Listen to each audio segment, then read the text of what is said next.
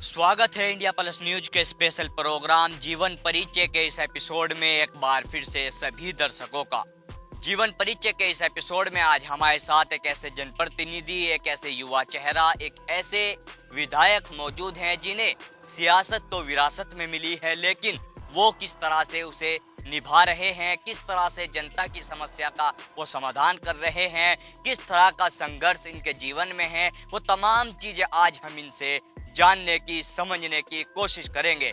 जी हाँ, मैं बात कर रहा हूँ मुजफ्फरनगर के मीरापुर विधायक चंदन सिंह चौहान की।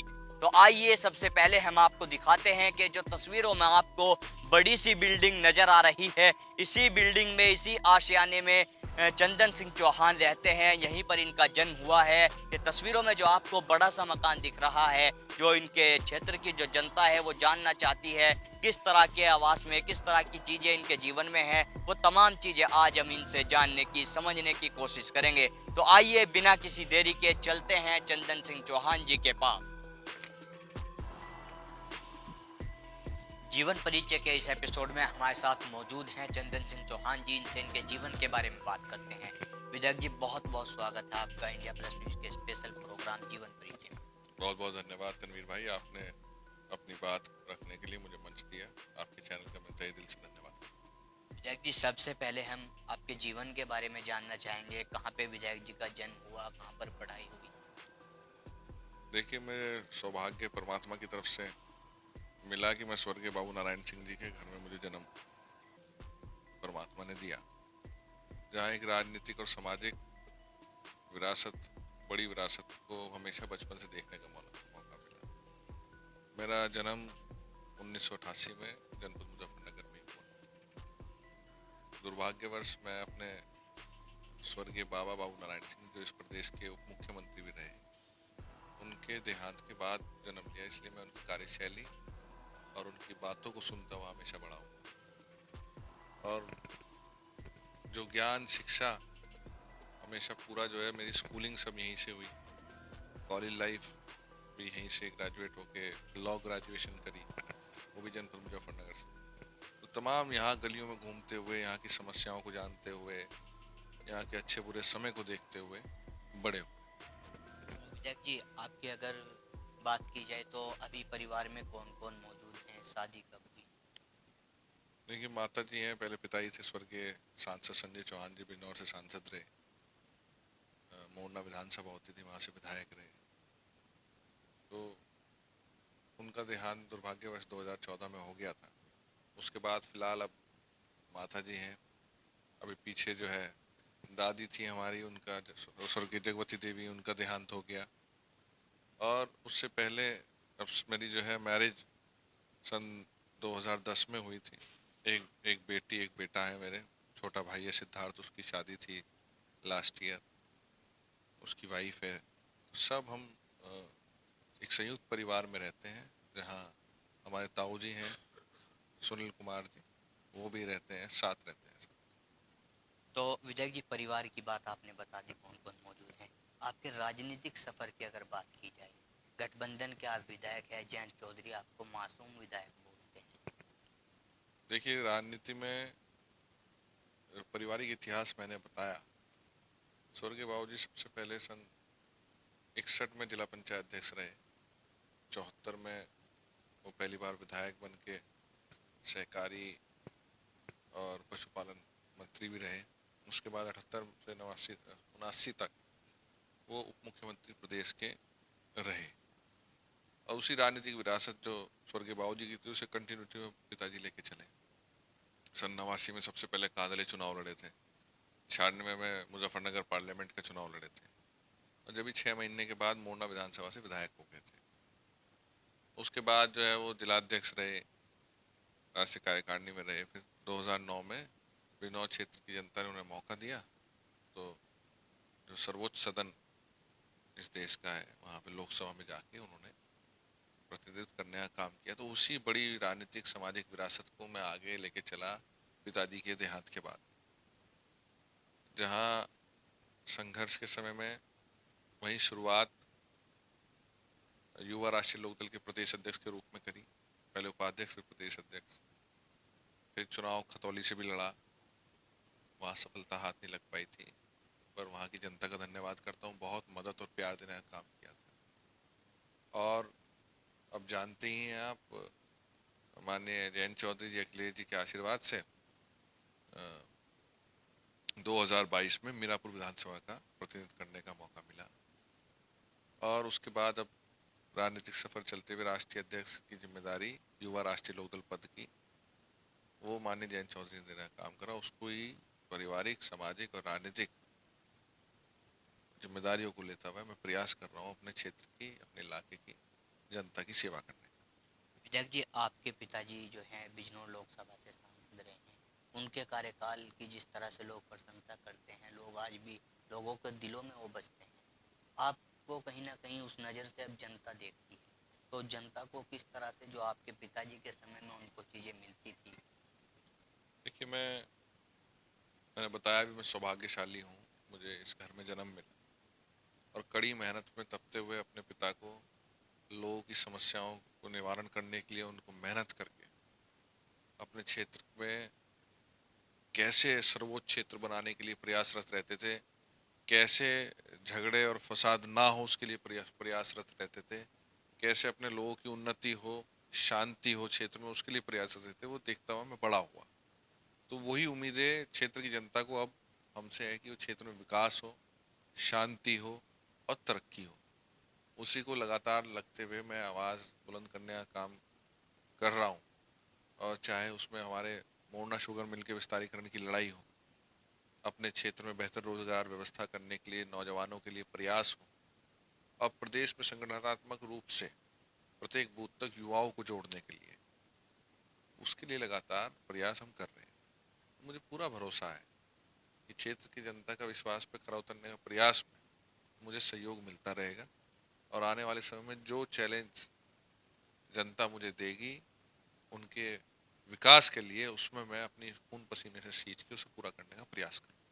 तो अभी हाल ही में अगर बात की जाए तो विधायक जी का किस तरह का रूटीन रहता है, सुबह किस समय उठना, जनता जिस तरह से आज हमने देखा यहाँ पर लोगों की भीड़ लगी थी मिलने के लिए। देखिए, राजनीति में कोई पर्टिकुलर प्रोग्राम नहीं रहता। देर रात आना, सुबह जल्दी उठना, ये एक रूटीन का काम है। और सुबह उठ के लगातार पहले, क्योंकि ये बाबूजी का घर 70 साल पुराना घर है और यहाँ पे पब्लिक, चाहे मैं भी ना रहूँ, आती है जाती है, उनका आदर सत्कार करने का हम पहले से ही प्रयास करते हैं। ये निवास नारायण निवास है और नारायण निवास में आज भी पब्लिक के आशीर्वाद, उनके उनके सहयोग से हमेशा जो है उनके सम्मान का ध्यान रखा जाता है। सुबह उठ के सबसे पहले जो लोग आते हैं क्षेत्र से, आसपास के लोग, उनकी समस्याओं को जानना और अधिकारियों तक उनको अवगत करा के उनका निस्तारण करने का डेली का एक प्रक्रिया है। और उसके बाद अपने कार्यक्रम अनुसार क्षेत्र में जाना, डेली के कार्यक्रम रहते हैं, दुख सुख के कार्यक्रम रहते हैं। और उसके बाद संगठनात्मक में बैठ के रहता हूँ दोपहर में, जितने अपने जो है युवा साथी हैं उनसे जनरली मिलने का प्रयास करता हूँ। और संगठन के कार्य के बाद जितने विकास कार्यों पर ध्यान देने की आवश्यकता है और विधानसभा के की लगातार बोलने में, विधानसभा में बहुत स्टडी और बहुत बड़ी तैयारी की आवश्यकता पड़ती है, उसको पूरा करने का प्रयास करते हैं। तो जाना अपने हाथ में होता है क्षेत्र में, पर आना पब्लिक के अनुसार होता है। जब वो कह देते हैं, अलाउ कर देते हैं, तो फिर वापस आ जाते हैं अपने घर में। डेली का आवाज़ सही। ज़्यादातर देखा जाता है जो जनप्रतिनिधि होते हैं उस जिस क्षेत्र से वो होते हैं, जनता को एक नाराज़गी रहती है कि जी हमारे बीच नहीं आते, हमने चुनाव के बाद नहीं देखे। लेकिन जिस तरह से रूटीन में आप क्षेत्र में रहते हो, तो जनता का किस तरह का प्यार मिलता है, किस तरह की चीज़ें सामने आती हैं। देखिए, वो समस्या वहाँ से आती है जब कोई आप अ, दूर रहते हो। ये तो हमारा तो 70 साल पुराना घर है। यहाँ तो पब्लिक चाहे कचहरी में आना हो, तहसील आना हो, बीज खरीदने आना हो, डॉक्टर को दिखाने आना हो, तो यहाँ आती है। और हम लगातार क्षेत्र में रहते हैं, वो सबको पता है कि हम कहाँ मिलेंगे और हमें पता है सब कहाँ मिलेंगे, तो वहाँ दिक्कत नहीं आती। जनरली क्षेत्र से ही रहना चाहिए, जनप्रतिनिधि अवेलेबल रहना चाहिए। पर कई बार सदन चलने के दौरान या कई बार और व्यस्तता के कारण कई बार मिलना जुलना नहीं हो पाता, पर अब बहुत से माध्यम हैं, मोबाइल हैं और चीज़ें हैं, तो आदमी संवाद में रहता है। प्रयास करते हैं लगातार जैसे जैसे जनता के बीच रहा जाए। तो यहाँ ऐसी कोई हमारे जनपद में तो समस्या है नहीं। सभी विधायक, सभी जनप्रतिनिधि बहुत मेहनती हैं और जनता के बीच रहने का प्रयास करते हैं, मुजफ्फरनगर क्षेत्र की जनता खासकर। वह स्वीकार नहीं करती, जाए दिन स्वीकार नहीं करती अपने जनप्रतिनिधि को दूर करें। जग जी, आप विपक्ष में इस समय हो, सत्ता में पार्टी भाजपा की है, तो चुनाव के बाद एक ये लगातार समस्या सामने आती है, जनप्रतिनिधि के पास अगर क्षेत्र की जनता समस्या लेकर आती है तो उनके पास में एक बहुत आसान सा जवाब कि ये हमारी सरकार नहीं है, काम कराना बड़ा मुश्किल है। तो ये जो इस तरह की चीज़ें जनप्रतिनिधि बताते हैं, इसमें कितनी सच्चाई होती है? देखिए, जो मर्यादाएं थी, राजनीतिक मर्यादाएं थी, लोकतंत्र की, स्वस्थ लोकतंत्र की, स्वस्थ राजनीति की, वो कहीं ना कहीं धराशायी हो रही है। और ये जनप्रतिनिधियों से द्वेष भावना में काम करना, जनप्रतिनिधियों की सुनवाई ना करना या जनप्रतिनिधि का अपमान करना एक ट्रेंड हो गया है। इस पे सरकारों को, खासकर आजकल ये तो नहीं है इस सरकार में विपक्ष के विधायक नहीं, या तो सत्ता के विधायक कहते हैं हमने सुना है कि काम नहीं हो रहे, और सच्चाई है ये, जनता के काम नहीं हो रहे, जनता प्रस्त है। और सुनवाई करते हैं तो उस समय तानाशाही रवैया कहीं देखने का मन करता है, पर ये चौधरी चरण सिंह विचारधारा का और बाबू नारायण सिंह विचारधारा का हम लोग, उनकी विचारधारा पे काम करने वाले उनके अनुयायी हैं। यहाँ ऐसी कोई समस्या आती नहीं। यहाँ तो अगर जनता की सुनवाई के लिए संघर्ष कितना पे करना पड़े, सड़क से लेकर सदन तक जो लोकतंत्र में व्यवस्थाएं दी गई हैं उन मर्यादों में रहते हुए लगातार हम प्रयास करते हैं कि क्षेत्र की समस्याओं को अवगत कराते रहें। और आजकल कोई किसी को बेवकूफ़ नहीं बना सकता, वो ज़माने पुराने थे, अब तो बहुत ट्रांसपेरेंट है। और बच्चे युवा जो है लोकतंत्र मजबूत हुआ, ये अच्छा भी है, स्वस्थ लोकतंत्र मानते हैं कि जनता सवाल पूछे जी हमने आपसे वादा करा था विधायक जी, आप उस कार्य को कब तक करेंगे। तो झूठ तो बोलना नहीं है, जितना हम कार्य करा सकते हैं जो हमारी सीमाओं में, उसको हम कार्य को पूरा 100% देके पूरा कराने का जो वादा किया है उसे पूरा कराएंगे। देखिए, जिस तरह से आप एक युवा चेहरा हैं और लगभग आपकी जो गठबंधन में जो है मुजफ्फरनगर की अगर बात की जाए तो आप सबसे युवा चेहरा विधायक बने हो, तो युवाओं के क्षेत्र में किस तरह का काम है, या विधायक जी के किस तरह के खुद के शौक है युवाओं के प्रति, जैसे कोई खेल की बात अगर की जाए? नहीं, सबसे अच्छा है युवाओं को एक बेहतर पढ़ाई के बाद उन्हें रोजगार परक नीतियों बना के उनको रोजगार अगर मिल जाए तो ये सबसे अच्छा है कि जो योग्यताओं के हिसाब से बच्चों को उनको सफलता मिलनी चाहिए। आज देखते हैं आप बच्चे बड़ी बड़ी डिग्रीज लेके बैठे हैं, पर जो होनी चाहिए व्यवस्था आज नहीं है। तो कहीं ना कहीं युवा परेशान है, त्रस्त है और डिप्रेशन में है।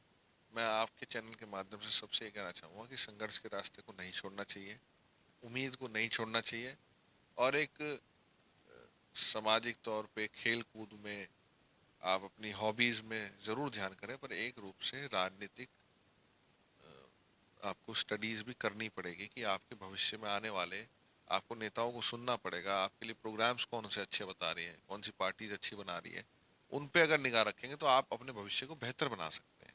इसलिए मैं युवाओं से कहता हूँ कि भागीदारी राजनीतिक रूप से और सामाजिक रूप से भी सक्रियता निभानी पड़ेगी युवा को, जब भी इस देश का और उनका सबका भविष्य एक बेहतर समाज के रूप में हम डेवलप कर पाएंगे। जी, सियासत तो आपको विरासत में मिली है, बड़ों की आप जो है विरासत संभाल रहे हैं, तो संघर्ष की अगर बात की जाए, विधायक जी के जीवन में किस तरह का संघर्ष रहा है?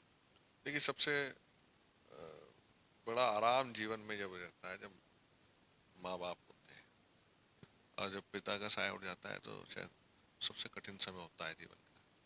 जो लोग जिनके माँ बाप नहीं हैं सर पे, वो जानते होंगे उस संघर्ष से कैसे निकल के आते हैं, पर उनके आशीर्वाद से, उनकी बातों को याद करते हुए, उनका नाम लेते हुए बड़ों का अपने, अब बड़ों की बताई बातों पे चलोगे तो कभी निराशा हाथ नहीं लगेगी।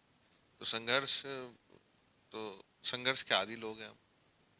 और बाबूजी हमारी तो उनकी समाधि पे लिखा हुआ है संघर्ष ही जीवन है। उस मूल मंत्र को लेते हुए हम लगातार चलते हैं। तो जीवन का प्रत्येक पल, प्रत्येक मिशन और प्रत्येक लक्ष्य संघर्ष है, उसे हम करते नहीं। कि परिवार में अगर बात की जाए तो कितने भाई आप हैं? शायद जानकारी में आया है आप ही बड़े घर में हो। देखिए, हम 3 भाई एक बहन थे। एक बहन हमारी जो है मालविका चौहान, वो जिला पानीपत में ब्याही हैं और वहाँ अपने परिवार के साथ खुशहाली के साथ रह रही हैं। और मेरे एक भाई और था, उसका दुर्भाग्यवश 2005 में देहांत हो गया था। एक ट्रिप के दौरान दुखद हादसा हो गया था, उनका देहांत हो गया था, निशांत चौहान का।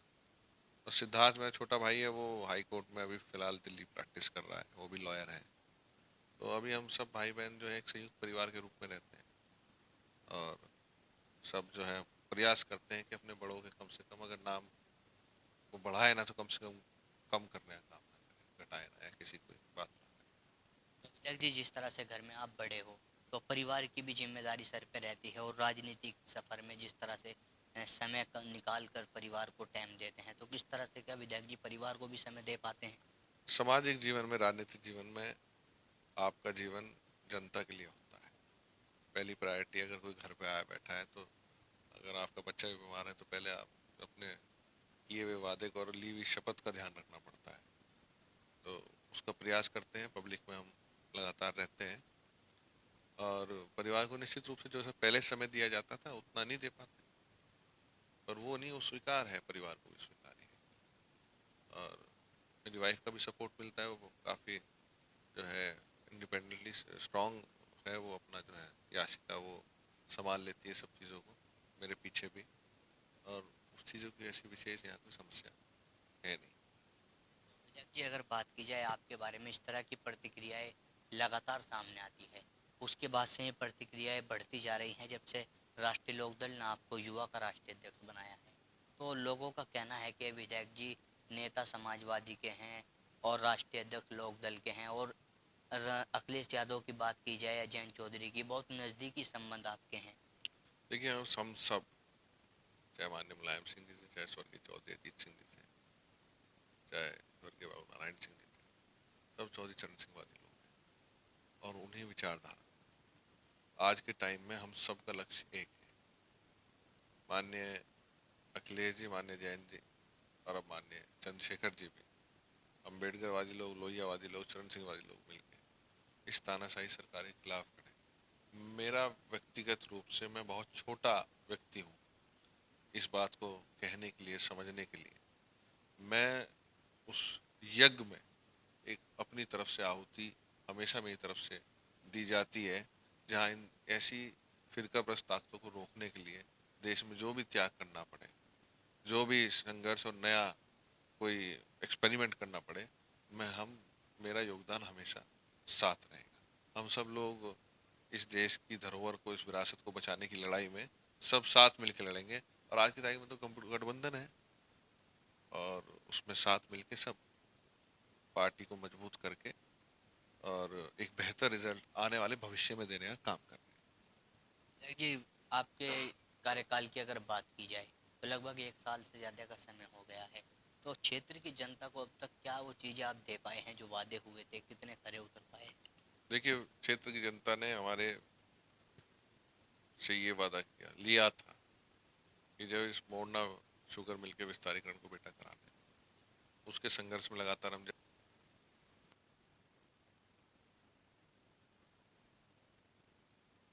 उसमें उसको उठाया, उस जो है सही मंचों पे। और एक बड़ा आंदोलन, आपको भी आए थे उसमें, हजारों लाखों लोग इकट्ठे हुए थे, सरकार पे सामाजिक दबाव बनाने के लिए एक बड़ा आंदोलन भी चलाया। उसको लेकर भी, और लगातार जितनी हमारे जो एमएलए फंड्स आए हुए होंगे, उनकी योजना लगभग 95% लगभग खर्च हो चुके हैं हमारे, वो भी। और जो सड़क है, मेरा लक्ष्य ये है कि अगले 2 साल के अंदर जितनी भी प्रमुख मांगे हमारी सड़कें हैं, वो सभी पूर्ण कर लेंगे। लगभग 50 के ऊपर तो बन चुकी इस बार, और जितनी प्रमुख सड़कें हैं उनको पूरा हम करने का प्रयास करेंगे। तो विधायक जी, अगर बात की जाए अभी किस तरह की योजनाएं आगे की आपने तैयार की है, जिस तरह से लगातार जो क्षेत्र की समस्याएं अब तो आपकी जानकारी में अधिकतर आ गई हैं? देखिए, एक तो स्वास्थ्य पे काम करने की आवश्यकता है। मैं सीएचसी भोपा को एफआरयू यूनिट बनवाना चाहता हूँ। फर्स्ट स्टेप, उसकी सुविधाएं अच्छी हो जाए तो क्षेत्र में यहाँ दबाव कम रहे, और अपने क्षेत्र में बेहतर कानून व्यवस्था के डिजिटल बन सके। मैं सोच रहा हूँ उसमें एक सरकार से और स्थानीय प्रशासन से मिलके सीसीटीवी इंस्टॉल कराने का काम करूँ, जिससे अपराध मुक्त क्षेत्र रहे। और किस तरीके से हम बेहतर रोजगार के साधन ला सकें, इस पे काम करने का लगातार प्रयास कर रहा हूँ। तो अपने क्षेत्र में मॉडर्नाइजेशन, जितने फंड्स अवेलेबल हैं उनको पूरा यूटिलाइज करके बिजली के क्षेत्र में काम करने के लिए बहुत ज़रूरत है। उसमें प्रयास है लगातार। छुट्टे पशुओं की समस्या बहुत बड़ी समस्या, किसान पीड़ित है इससे। और एक असमय बारिश के कारण जो है, बारिश जो है आपकी गेहूं की फसल और ये सब बहुत खराब हो चुकी है। इसके लिए बड़ा एक आंदोलन करने की आवश्यकता विधायक जी, राष्ट्रीय लोकदल ने जिस तरह से युवा के राष्ट्रीय अध्यक्ष बनाए हैं, अभी निकाय चुनाव भी हैं, फिर 24 के चुनाव भी हैं, तो युवाओं के लिए किस तरह का योजनाएं तैयार की हैं, किस तरह से तैयारियां की हैं? है। देखिए, संगठन की जिम्मेदारी है आदरणीय जैन जी ने दी है। मेरा प्रयास है संगठन में कि हमारी जिनसे लड़ाई है वो मजबूत है संगठन में कहीं ना कहीं। और हम लोग ऐसे लोग हैं, हम कहीं ना कहीं अपने प्रतिद्वंदी से भी सीखने को अच्छी बात मिले तो सीखना चाहिए। तो जो हमारी कमजोरियां हैं उन्हें दूर करके प्रत्येक बूथ पे मजबूत टीम राष्ट्रीय लोकदल की युवा की खड़ी मिले, ये मेरा लक्ष्य है। और मुझे पूरा भरोसा है कि निकाय चुनाव में हमारे तीनों नेता अच्छी रणनीति बनाएंगे और एक बेहतर रिजल्ट देखने को मिलेगा, इसमें भी चुनाव में और 2024 के अंदर। विधायक जी, अगर बात की जाए जिस तरह से निकाय चुनाव को लेकर जो संख्या बढ़ती जा रही है टिकट मांगने वालों की, तो आप लोगों ने किस तरह की, क्या लगता है किस तरह की चीजें होनी चाहिए क्षेत्र में, किस तरह का प्रत्याशी? देखिए, नगर निकाय, नगर पंचायत और मेयर सीट के चुनाव जो होते हैं कहीं ना कहीं शहरी चुनाव हैं।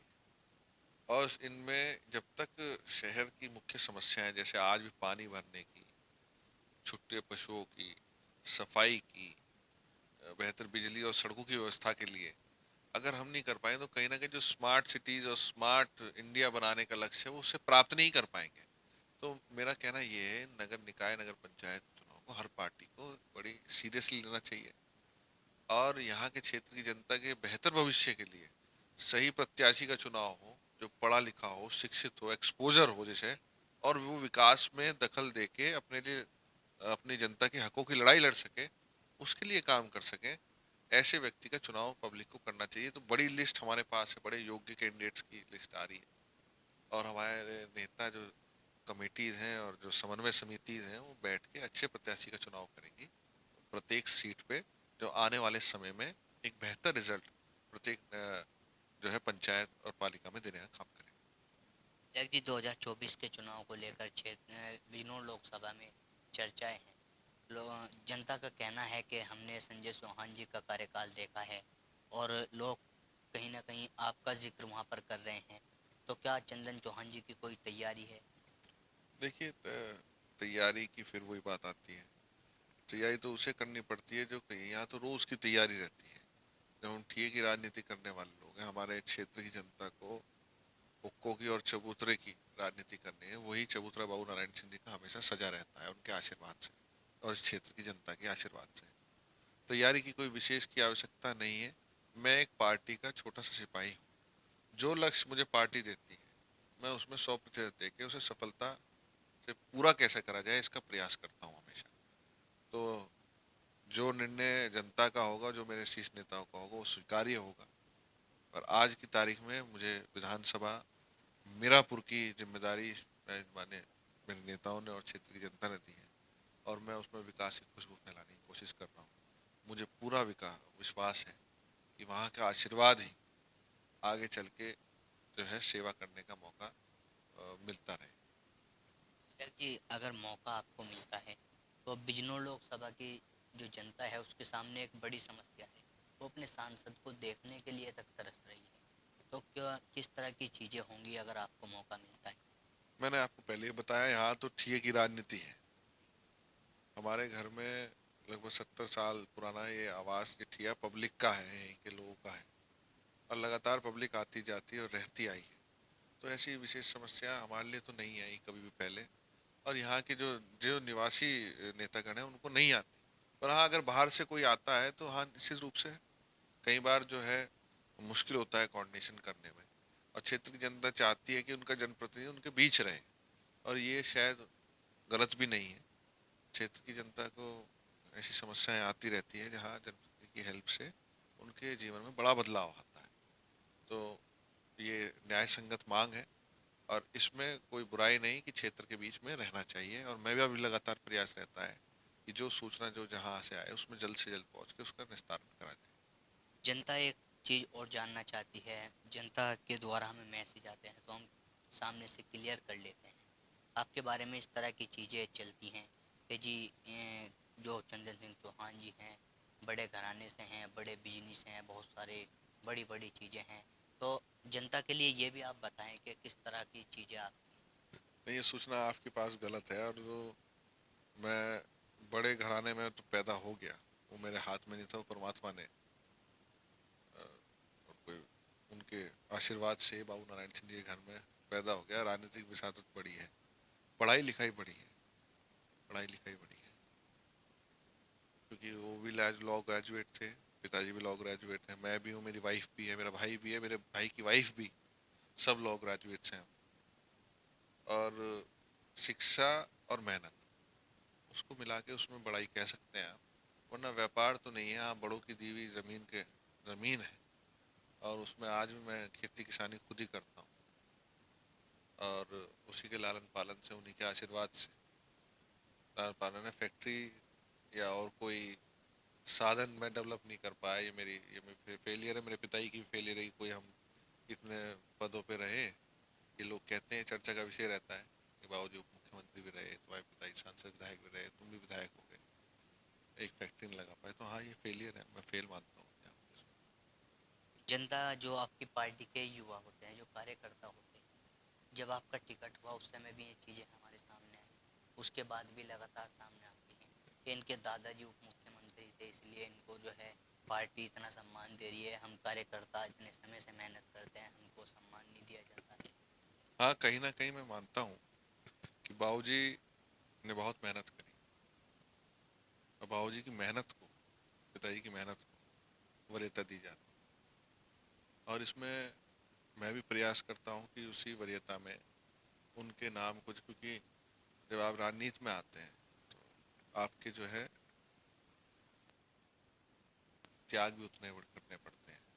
तो उन त्याग को और उस परिश्रम को भी देखना चाहिए। वो त्याग और परिश्रम भी उसी लेवल का करना पड़ेगा। जो जो त्याग और परिश्रम करेगा वो निश्चित रूप से सफल होगा। सबको प्रयास करना चाहिए, मेहनत करनी चाहिए, परिश्रम करना चाहिए। और पार्टी में सब परिश्रम और उसको, मेहनत को, कोई भी ऐसा नहीं है जो कंसिडर ना करता। आपको योग्य, ईर्ष्या की जरा योग्य बनना जरूरत है, और संघर्ष करेंगे तो निश्चित रूप से सफलता मिलेगी। क्योंकि इस घर से भी जो भी योग्य व्यक्ति था, उसकी सफलता के लिए हमेशा योगदान इस क्षेत्र के बहुत से नेताओं को हमेशा देखने को मिलता रहा। तो विधायक जी, आपके बारे में जिस तरह से ये राष्ट्रीय अध्यक्ष वाली बात है और गठबंधन के विधायक वाली, तो जनता आपको नेता किस पार्टी का माने? विधायक तो आप गठबंधन के हो, राष्ट्रीय अध्यक्ष आप लोक दल के हो। मैं नेता नहीं, मैं बेटा हूँ। और मैं अपने पब्लिक का, उनका, सबका एक साथी, एक दोस्त, एक बेटा बन के कार्य करता रहूँगा। और मैं अपने नेतृत्व का धन्यवाद करता हूँ, उसमें माननीय जयंत चौधरी जी, अखिलेश जी, उन्होंने मुझे मौका दिया अपनी जनता की सेवा करने का। और अगर वो आगे मौका देंगे तो मैं राजनीति में आगे बढ़ूंगा, वरना निरंतर सामाजिक रूप से सेवा में करता रहूंगा। जिस दिन वो मना कर देंगे मैं नहीं करूंगा, उसमें कोई बात तो विधायक जी, ये तो आपके राजनीतिक जीवन की बात हो गई। अभी आपके जीवन में आ जाते हैं, कोई ऐसा घटनाक्रम जो यादगार पल बनकर रह गया हो। नहीं। देखिए, बहुत सी यादें हैं, संघर्ष हैं, पर कई बार संकट का और संघर्ष का समय रहा, वो ज्यादा याद रहता है दुख का।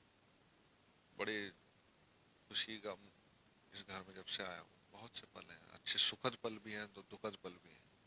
तो एक किसी घटना का विवरण करना बहुत मुश्किल था, पर सुखद पल भी याद हैं। जब स्वर्गीय चौधरी अजीत सिंह जी आए थे एक बार घर, की यादें बहुत सारी हैं। स्वर्गीय मुलायम सिंह जी, लालू प्रसाद जी आए थे, जब उनकी यादें बहुत सारी हैं। भाई का खोना, पिताजी का खोना, वो बड़ा दुखद पल था। बहुत सी यादें हैं, वो तो यादों का संसार है। पर सबसे सुखद यही रहता है जब अपने घर पे कोई चल के सुबह आता है और उसका कार्य पूरा होकर शाम को हम करते हैं। तो एक सफल दिन के रूप में मैं जीवन को उसे मानता हूँ, कि उसमें जो अपने घर आया आदमी, उसकी मदद करके उनकी उसकी समस्याओं का समाधान कर दिया। तो ये मेरे लिए सबसे सुखद याद।